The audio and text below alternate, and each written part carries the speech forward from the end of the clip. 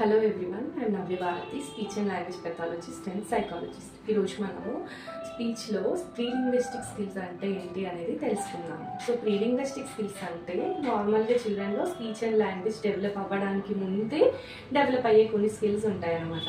అవి ఏంటి అంటే ఫస్ట్ వన్ ఐ కాంటాక్ట్. అంటే పిల్లలు ఎప్పుడైతే ఒక పర్సన్కి ఐ కాంటాక్ట్ ఇవ్వడం స్టార్ట్ చేస్తారో దాంతోనే వాళ్ళు అండర్స్టాండింగ్ పెంచుకోవడము, అది అప్పటి నుండే మొదలవుతుంది అనమాట. అంటే ఏదైనా సరే చిల్డ్రన్ స్పీచ్ అండ్ లాంగ్వేజ్ నేర్చుకోవడానికి ఫస్ట్ స్టెప్ అటెంటివ్గా ఉండటము, ఐ కాంటాక్ట్ ఇవ్వడం, పర్టికులర్గా ఒక పర్సన్కి అవ్వచ్చు, ఒక సిచ్యువేషన్కి అవ్వచ్చు.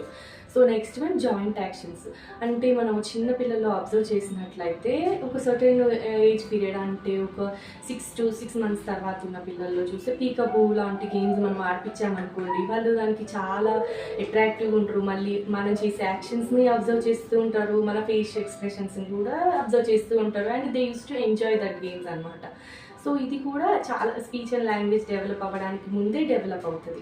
దాని తర్వాత నెక్స్ట్ వన్ టర్న్ టేకింగ్. అంటే పిల్లల్లో 4 months నుండి మనం ఏదైనా సరే వాళ్ళతో మాట్లాడుతూ ఉంటే, సెల్ఫ్ టాక్ లాంటి టెక్నిక్స్ యూజ్ చేసి కమ్యూనికేట్ చేస్తుంటే వాళ్ళు దానికి రిప్లై ఇస్తూ బ్యాబ్లింగ్ సౌండ్స్ చేస్తూ ఉంటారు. అంటే మీనింగ్లెస్ సౌండ్సే కన్కూయింగ్ లాంటివి, బ్యాబ్లింగ్ లాంటివి సౌండ్స్లో రిప్లై ఇస్తూ ఉంటారు. ఇవి మనం అనే స్పీచ్కి వాళ్ళు రిప్లై ఇస్తూ ఉంటారు. సో ఇది కూడా ప్రాపర్ స్పీచ్ డెవలప్ అవ్వడానికి ముందే డెవలప్ అయ్యే ఒక స్కిల్ అనమాట. దాని తర్వాత ఇమిటేషన్.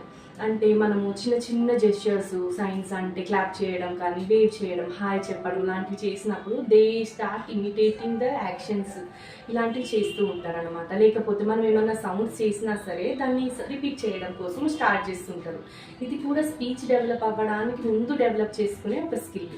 ఇవే కాకుండా అటెంటివ్గా ఉండడం, లిజనింగ్ అటెంటివ్లీ, అంటే వాళ్ళ పేరెంట్స్ సౌండ్స్కి అలాగే ఎన్విరాన్మెంటల్ సౌండ్స్ని కూడా అటెంటివ్గా వినడము అండ్ వాటిని డిఫరెన్షియేట్ చేయగలగడం. అంటే కిడ్ని పిలిచినప్పుడు వాళ్ళ మదర్ వాయిస్ని, లేదంటే ఏదైనా ఒక బర్డ్స్, యానిమల్స్, ఈ సౌండ్స్ని కూడా డిఫరెన్షియేట్ చేసి వాటికి ప్రాపర్గా అటెంటివ్గా అటెన్షన్ ఇస్తూ ఐ కాంటాక్ట్ ఇవ్వగలగడం. దాని తర్వాత కాజ్ అండ్ ఎఫెక్ట్ వాళ్ళు నేర్చుకోగలగడం. అంటే ఫర్ ఎగ్జాంపుల్ వాడికి ఏదైనా కావాలి అనుకోండి, ఏడ్చి కమ్యూనికేట్ చేయడం. ఫర్ ఎగ్జాంపుల్ ఏదైనా వాడికి ఫేవరెట్ టాయ్ తీసుకున్నాం అనుకోండి, ఏడవడం. అంటే వాడికి తెలుసు ఏడిస్తే మనము అవతలి వాళ్ళు టాయ్ ఇస్తారు అని. ఇది ఒక 1 year లోపు కూడా డెవలప్ అవుతుంది. ఒక 10 to 12 months ఏజ్లోనే, 10 to 15 months ఏజ్లోనే ఇది డెవలప్ అవుతుంది అనమాట. ఇలాంటివి స్కిల్స్ డెవలప్ అవుతున్న కిడ్స్లో స్పీచ్ అండ్ లాంగ్వేజ్ డెవలప్మెంట్ అనేది యాజ్ యూజువల్గా ఏజ్ అప్రోప్రియేట్గా డెవలప్ అవుతుంది. బట్ ఎప్పుడైతే ఈ స్కిల్స్ నేర్చుకోకుండా డిలేలో ఉంటారో పిల్లలు, వాళ్ళకి ఎక్కువ ఛాన్స్ ఉంటుంది స్పీచ్ అండ్ లాంగ్వేజ్ కూడా డిలే అవ్వడానికి. కాబట్టి ఏజ్ అప్రోప్రియేట్గా చిన్నప్పటి నుండే పిల్లలు ఈ స్కిల్స్ అన్నీ నేర్చుకుంటున్నారా, ఇవన్నీ క్రాస్ అవుతున్నారా అని కూడా పేరెంట్స్ చెక్ చేసుకోవాలి. Thank you.